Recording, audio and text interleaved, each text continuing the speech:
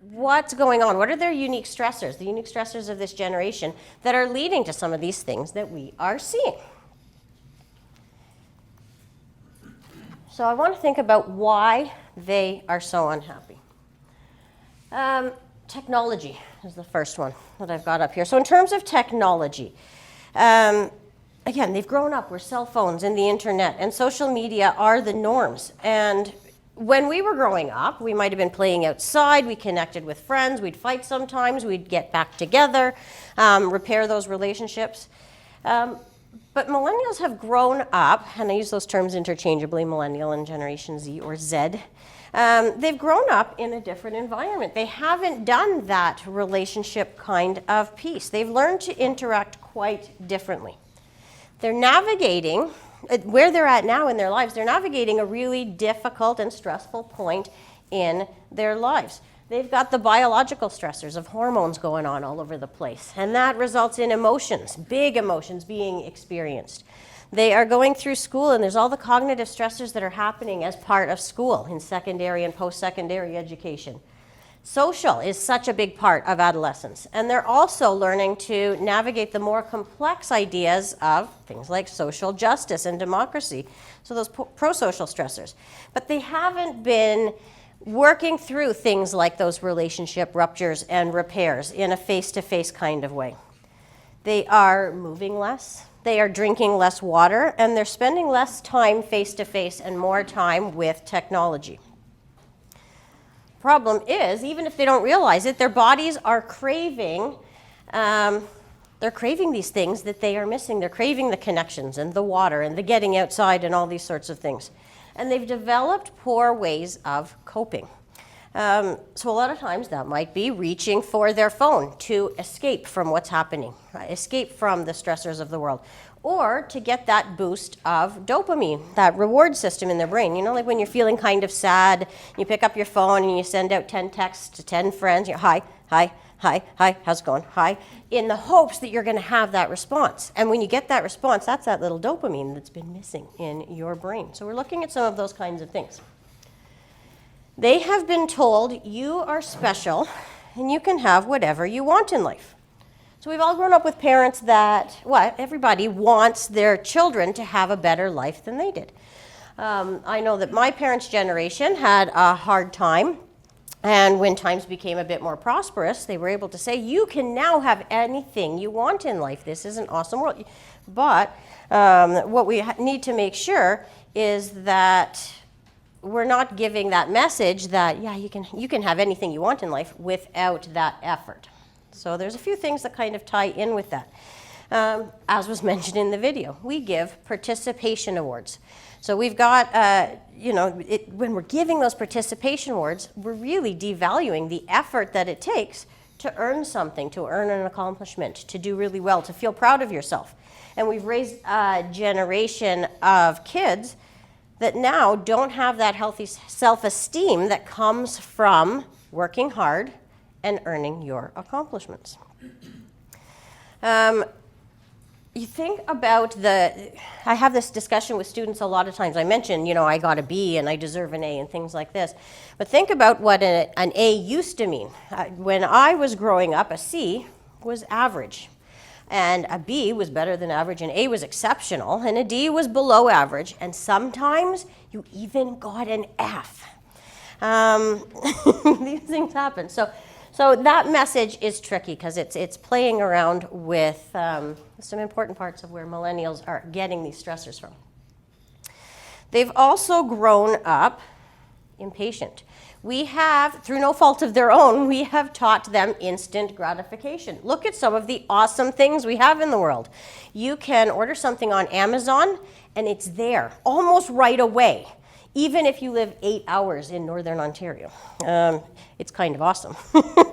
We have Netflix. You don't have to wait until the next week to watch your favorite show or to watch the movie that might be coming up on TV. No, you just log on. It's there right away. So all of these things are there right away. We don't even need to do that kind of slow and gradual getting to know somebody anymore. Now we just swipe right. So there's all of these things are missing. Everything's instant and right away, and this is when I want to have that thing. We also have the problem of corporate environments that are prioritizing money over people, that are prioritizing what's going on in the fiscal year rather than that long-term aspect of relationships and what's going to happen in the long run.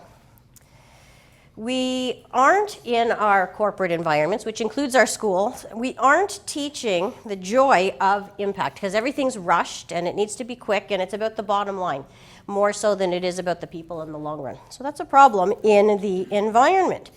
And our companies, which includes our schools and institutions, need to respond to this, and they need to build confidence in our students. They need to build real effort and work on life skills and things like that. So we can see where the stereotype of lazy and entitled and narcissistic and disinterested might come from. So we've got some of these things that are happening. But what I want to chat about is what educators can do. It helps when we are reframing. If we can look at and think about millennials in this kind of way, rather than thinking about them as annoying or entitled or lazy or narcissistic, if we're thinking about what happened to you, somebody mentioned that one earlier, it helps to look at our students with soft eyes and to talk with them and to listen to them and to work together. Reframing means that we are less trying to control what's happening in the classroom in order to get those academic skills up there, and more listening and being flexible and collaborating in order to help students balance their stress. So some of the things that I do in the classroom. I look at the positives, first of all. I want to get into that mindset. The positives of the millennial generation is that they are the most educated generation to date, which is pretty awesome. They're tech savvy, they are really quick and efficient processors. They can multitask like crazy. They are effective negotiators and they don't take no for an answer. Trust me, Brenda's probably experienced that as well. They will keep negotiating and keep negotiating. One of the good things that has come out of helicopter parenting is that we have students that can accept authority. In fact, they often crave that authority just to have some of that structure, being told what to do to a certain extent. They also believe that they can get it done. They just don't necessarily know how to do that yet. So what I do, I listen. I incorporate a lot of what my students are saying into my classroom in a lot of different ways. We were just talking earlier about the lights, and when the lights went off, did anybody else kind of do a, did you have that kind of sigh of relief when it felt a little bit better with the lights off? That was my experience, the lights going off. And I'll talk with my students because I will come into the classroom and I'll open up all of the natural lights and I like the light coming in and they're all like, oh no, don't do that. I'm like, really? But I like it like that. But it's not about what I like. So we do a balance. So we'll open some and we'll close some and students can pick where in the room they want to sit depending on the brightness of the lights. So we do things like that. I will listen to what they say and adjust the environment accordingly. All right. So each of these, I teach technology rather than ban it. We can ban technology in the classroom. Sure, students are in there and it might be distracting and things like that, but I prefer, rather than doing that, I am the boss of the classroom. I tell them that a lot. I need to hear from you. Tell me what works for you. Let's work on things like that. So I don't ban cell phones. What I do is I teach them about how it might be affecting them. So I tell them right at the beginning of the class and often throughout the year, if you find yourself drawn to your cell phone, there's a reason for that. And that's okay. I don't expect you to sit there for 3 hours and be completely engaged for 3 hours. None of us ever are. But if you feel yourself drawn to your phone or Facebook or whatever, go with that. Maybe it's a clue that you need to take a walk or you need to go get a sip of water. And I tell them I would rather you miss 5 minutes of my class of our class. I'd rather you miss 5 minutes and go in the hall and do whatever it is you need to do. Scroll Facebook. I don't care. This is your learning experience. I'd rather you miss 5 minutes than sit in class completely dysregulated for an hour, missing an hour. And they learn that it's okay, that they don't have to be on 100% of the time, but they need to pay attention to what's working for them. I use different apps and different software in my classrooms to keep them engaged, to get their opinions in different ways when they're maybe too shy to talk in class. I use Kahoot. I use Padlet, which is similar to the one we saw earlier, where people can type in their responses. I have a Facebook page where I can communicate with them in real time, you know, that instant gratification thing. So I can send them links and reminders and things like that. I'm working on my Snapchat skills, though, because apparently Facebook is for old people. Again, I listen to them, okay? I got to learn it. I break things down into smaller, more immediate goals. They get really overwhelmed by, there's this big project that's due at the end of the year. So overwhelmed that they will put it off and put it off and put it off until the end of the year comes. So I'll break that down, and we'll work on it a little bit at a time throughout the semester. And then at the end, I'll reflect with them, and I'll say, look at this humongous project that you did. Look at all the work you put into that. You've done a fantastic job, and things like that. I keep things real.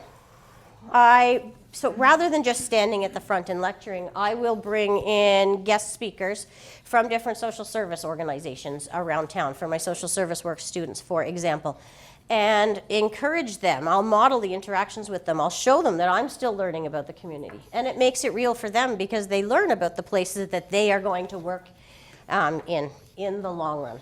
So I do different things like that. I bring movement into learning. So I might do group work, but part of group work is, well, we're going to get the desks and we're going to move them around into the group. So working that in.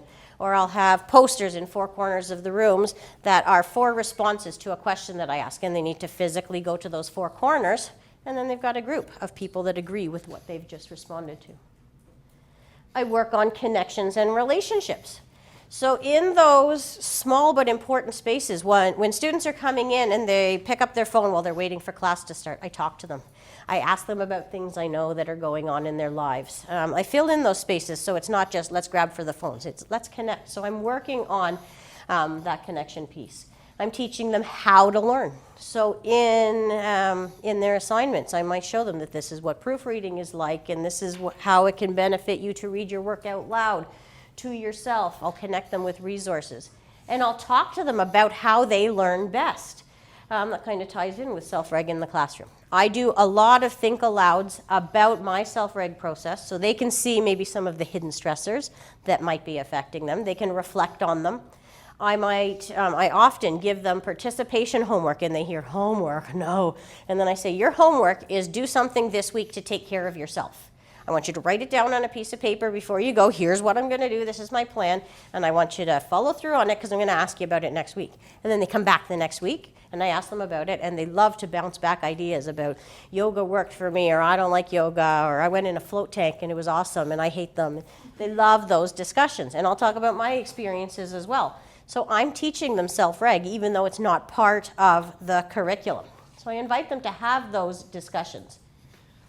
What we're looking at is a new paradigm in education. It's not just about the knowledge. The knowledge is all there on the internet. You can go and access all of the facts. It's not behavioral and it's not cognitive. We are, and I like how Jean brought it up this morning, we are not necessarily educators, but we are human developers. And that's the way the paradigm is kind of shifting to, which follows what research says we need to be doing. So what I ask is that we follow the research and we shift our approach from educator to human developer. That was a wonderful way for her to have summed that up. Thank you. All right, thank you.